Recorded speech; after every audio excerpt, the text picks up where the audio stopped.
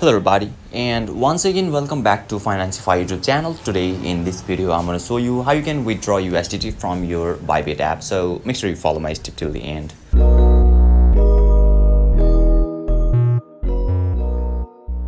First thing first, I assume that you already have an account on Bybit app and already verified yourself as well. And now right after that, once you open it, you will be able to see the interface or dashboard of the Bybit apps on the screen.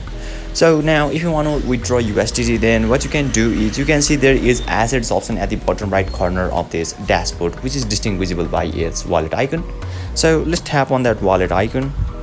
And now you can see there is withdraw option, but rather than this, simply tap on the deposit, which is at the left side of the withdraw. So let's tap on the deposit, and now you can see there is three options in here. First one is buy with NPR, another one is P2P trading, and last one is deposit crypto.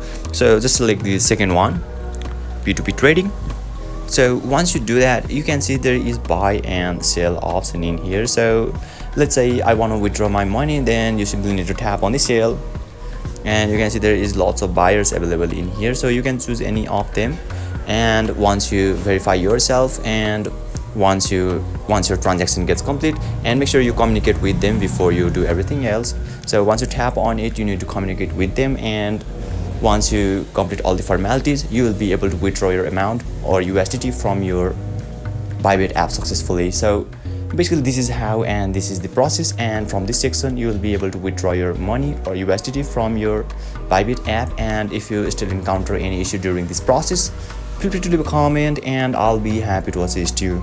If you found this video helpful, please give it a thumbs up, and if you are new to this channel, make sure to hit the subscribe button and set the bell icon to on so that you can stay updated with our latest content. Thank you for watching, and I'll see you next time.